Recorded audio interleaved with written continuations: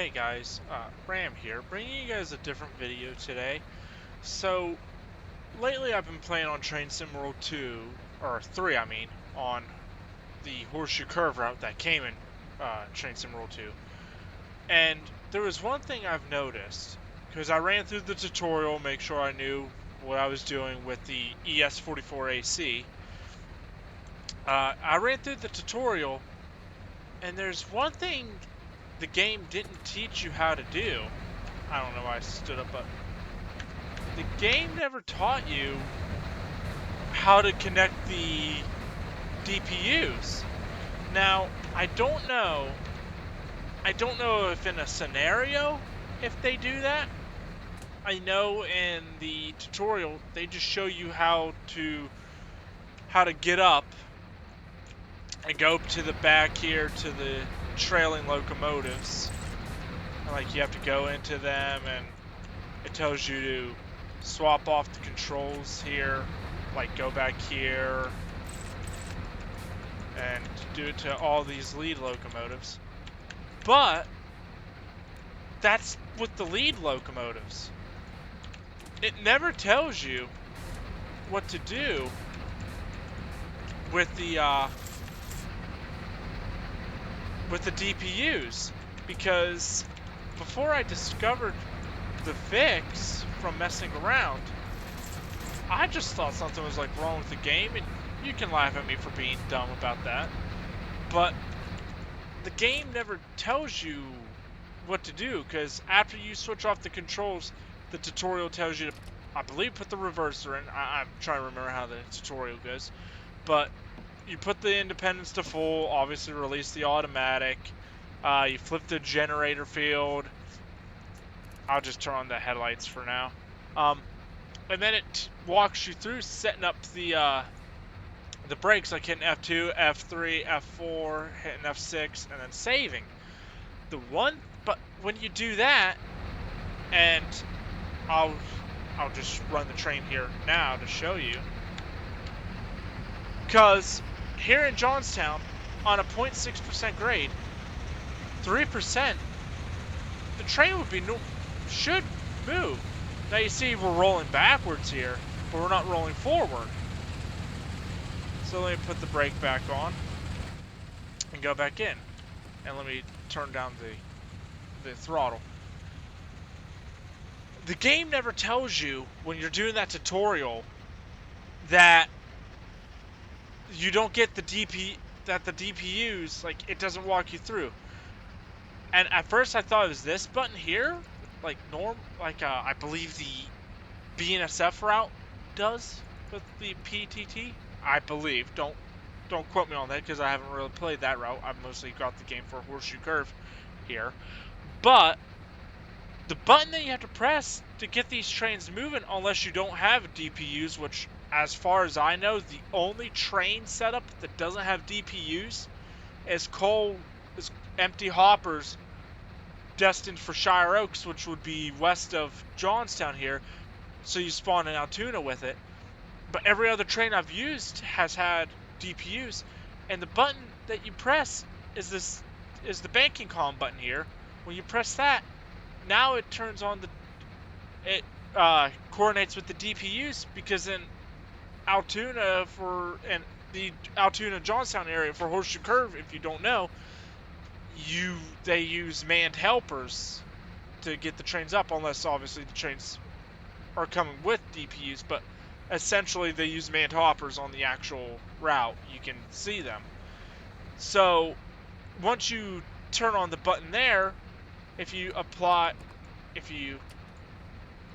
more throttle and then release the thing, which I believe when I did the test run with the banking off, I believe I had the throttle and idle. So actually, let me just show you real quick. I'll show real quick with the throttle forward. I'll turn off the banking column. So now we got it set to forward. We'll set it to 3, like normal. And you see the train, it'll sit there, but there's no power.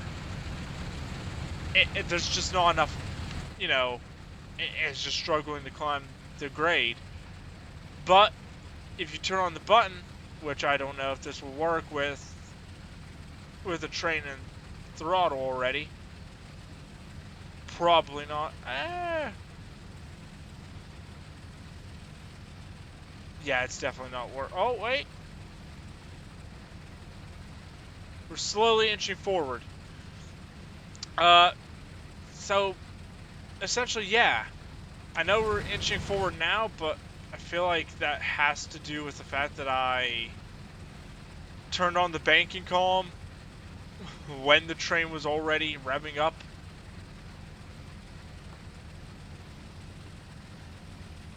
Put it to throttle 4. This is a loaded ethanol train, I do believe, that I just set up just to do this little showcase. But yeah, that's essentially it.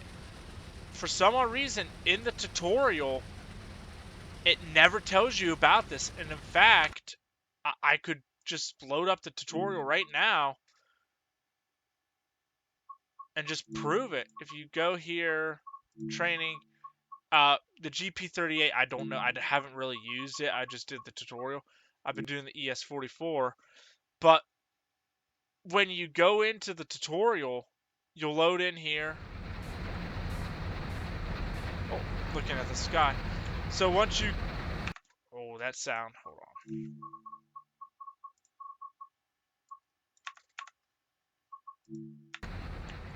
Welcome to Altoona. When you spawn in, This is the it'll famous have you go Juniata up Works. the, In this training this is supposed to be your module, trailing we'll unit learn here. about operating the Norfolk Southern General Electric But when it goes in, it tells you to turn ES44AC. off this. The General Electric ES44AC And then you have to go up 12-cylinder into the generates lead 4,400 locomotive. horsepower.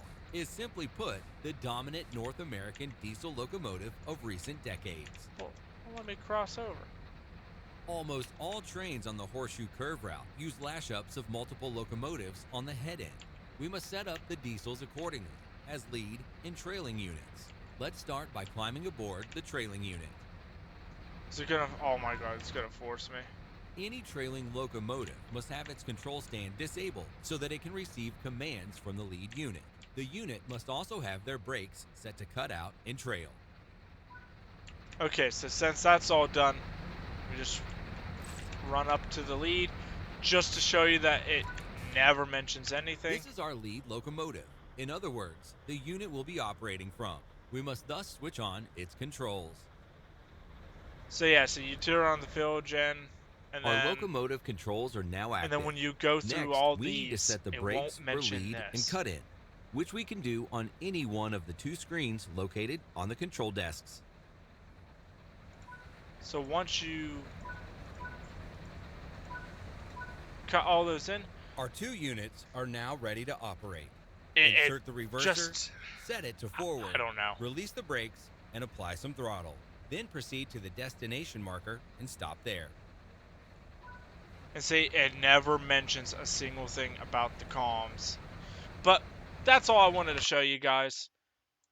I just wanted to help anyone out if they need to figure out what's going on. And that's about it. So thank you guys for watching and have a good day.